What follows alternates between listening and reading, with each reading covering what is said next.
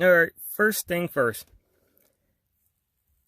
I'm going from DC to DCC in a Kato P42. I am not assuming responsibility if you don't do it right or something you do goes wrong with it. This is just a how-to of how I did it to make them work without all the extra steps that they want you to do and make it like it's complicated. So, without further ado, this is how I do it. First I'm doing DCC into a DC Kato engine. It's not fun. I found a way to make it simple. Yes, there could be some things that somebody won't agree with that I would do, but these are my engines. Plus, I make sure they run for hours. Anyway, P42 Heritage unit. DC is a DC power unit as of right now. I'm make it DCC. So first thing we gotta do, get the shell off. Alright, so getting the shell off. If you got fingernails perfect, just grab here, clip the end, grab on the edge of the shell, give a little bit of pull out, slide it up. For this, I'm leaving this on here so I'm not dragging this thing around the wheels. So, make it a little easier for me.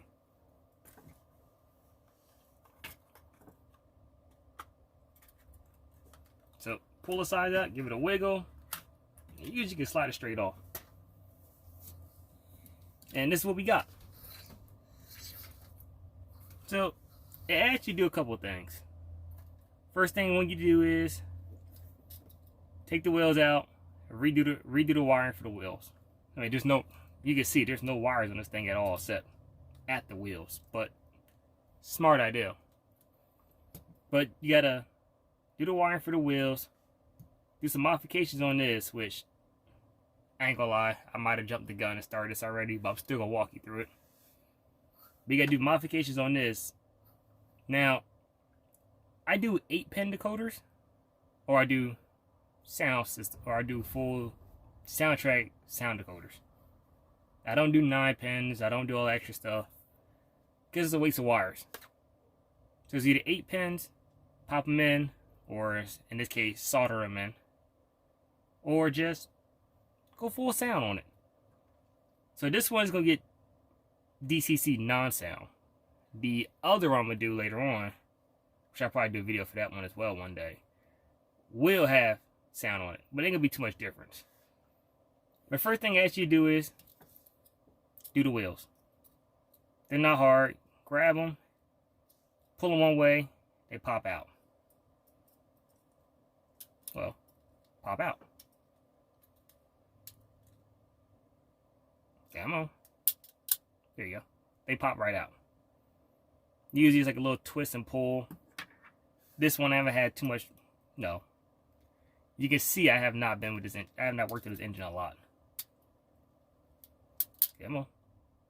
So literally you just pull, wiggle them back and forth, a little bit of a twist, yank them out. Well, don't yank, but pull them out. So what it wants you to do is, I got a pair of tweezers floating around. Hold up. In a little special box real quick. So on these things, I don't know if y'all can even see this.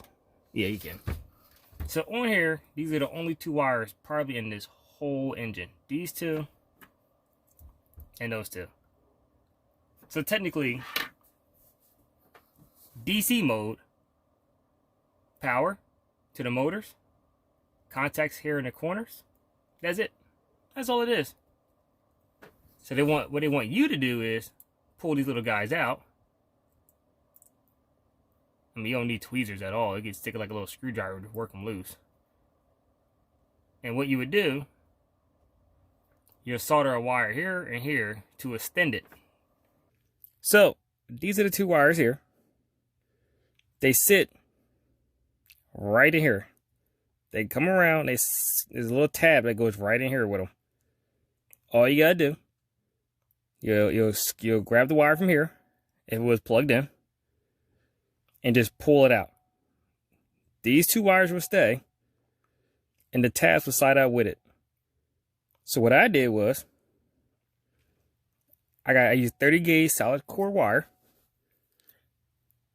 I desoldered the tabs, and I put my wires right on the end of them where they were still solder at. So once you do that, that's it. You take these, feed it through the hole, and then you just pop the wheel back on. So let's do that real quick.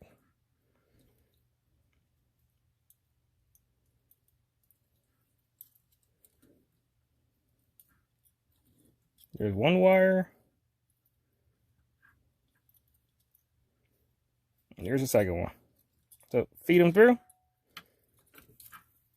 Take your truck, center it, pop it right back on. Wires come through. That's it. Do the same thing to the rear wheel. As you can see, they turn very nicely. And that's all you gotta do. They just take the board off, flip it over, solder it on.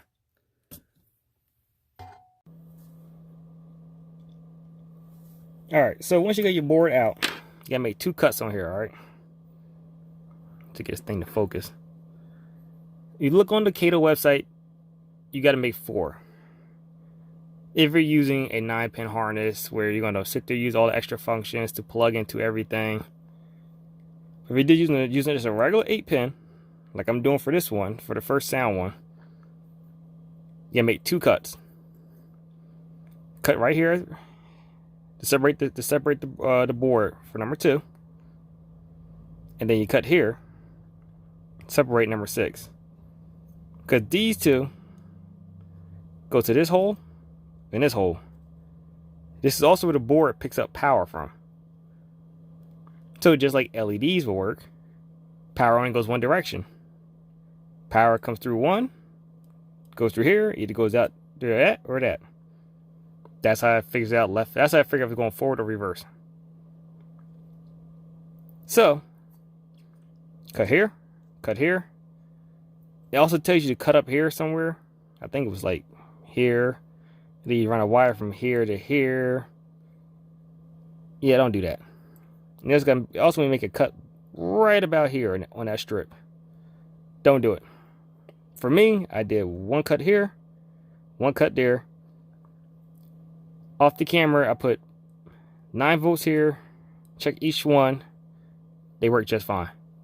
I got lights and tail lights on each side. So I'm good. So that's all you gotta do for the board. After that, for me, because I'm not buying a what's the name plug for this, because I don't need extra stuff. The board going into the one is not coming back out. If it does go bad, I'm just gonna buy a sound system. I'll just buy a sound decoder, put a sound decoder. But this is a trailing unit, so I'm only gonna do cut here, cut here. I'm gonna put the board on, flip it over, and I'm gonna solder the pins to all 8 tabs. So I'm gonna go do that real quick, and then I will be back. Alright, so I sit here, solder the wires on, solder the board on. Yeah, I put a tape there because I didn't want the board hitting that. So, to make sure, a little tape over it. You don't need it. It's not needed at all. Just my security thing. Also, I made a little slight boo-boo off the camera. You won't know about it. So, once you solder the wires on, let's do this. So, once you solder the wires onto the wheels, or onto the electrical motor,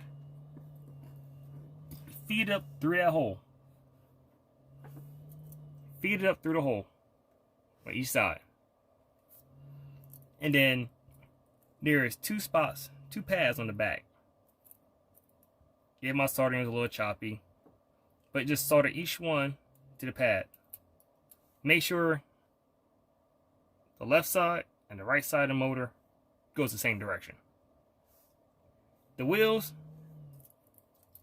if you look, has an arrow and a letter. Make sure they're going the right direction front that way, rear that way. Make sure you do that. I have seen somebody do before, put them in backwards, and they're wondering why their train's running the wrong, won't go nowhere. So what I did was solder to the back of the board. You can also see I also soldered the decoder straight to the board. I put a drop of solder right here on that. You'll see why in a second. And once everything's all soldered together, put some tape in between all this. So from screw hole to screw hole, just a piece of tape going down.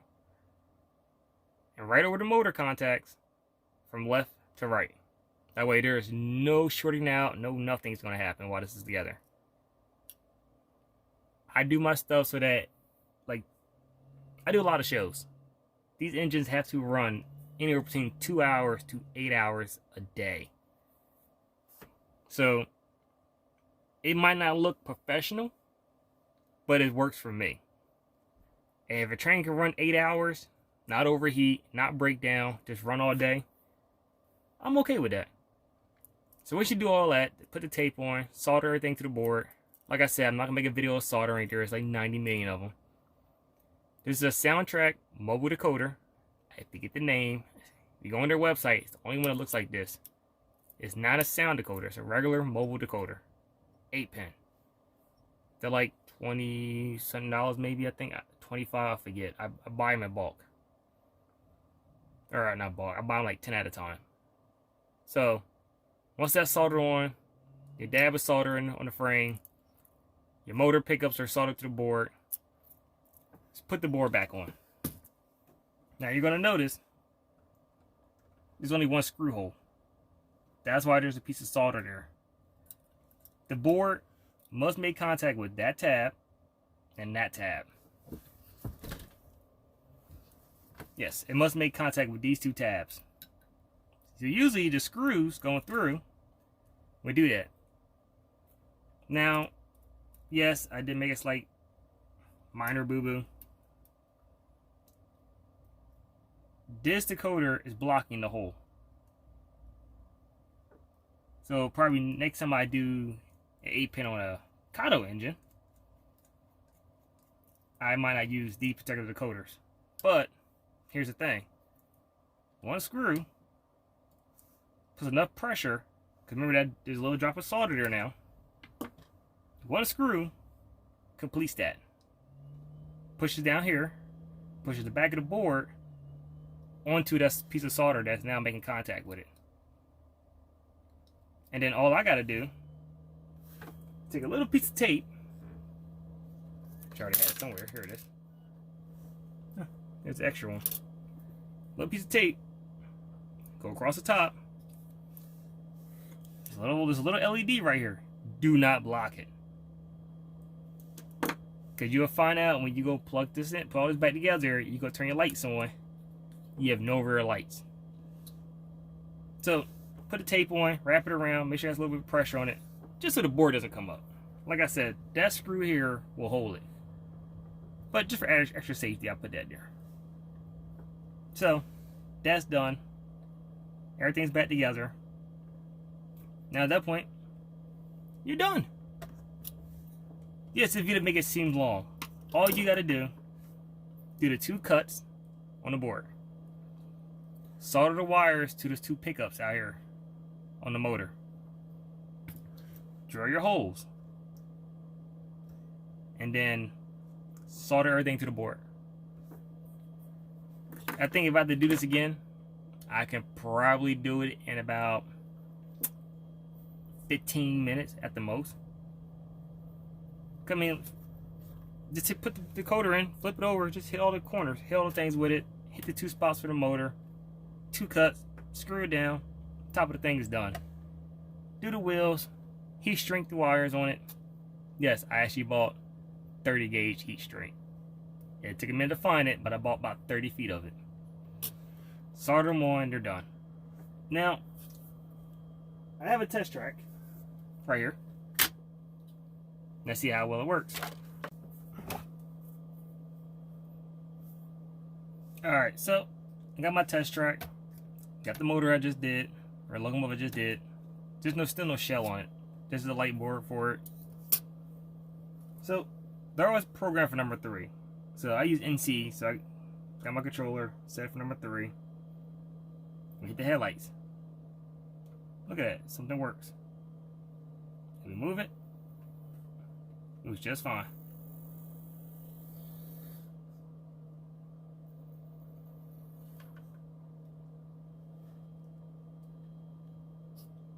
See, 10 minutes. Well, not 10 minutes. First time doing this, took about a half an hour. I went step by step, realized there's some things on here I didn't want to do that Kato did. It's going to be a rough video. First time doing a how-to video. I figured I'd do something that nobody else have done. To scare the challenge. I was nervous too, not gonna lie. And yeah, once I realized what they want me to do, I looked at it, realized this is not hard at all. Same thing with wiring like a full soundtrack or ESU or a digitrack or whatever decoder you want to put in. Same level of work. The only difference is the wires are small. But dual motors. Thing weighs a ton. I have a DCC one done from Kato. It pulls 22 passenger cars. It was 11 amp fleets, 9 72-foot smooth sides. I'm sorry, 11 72-foot smooth side cars. 22 cars at a show for 3 hours by itself. It wasn't flying around the track like I wanted to, but it was moving. So these things put in a lot of power and they do a lot of work for just the mirror too. But that's it. I do one with a sound decoder later. I'll see how it goes. I'm gonna probably do it first and go back step by step with it. But till then, see y'all later.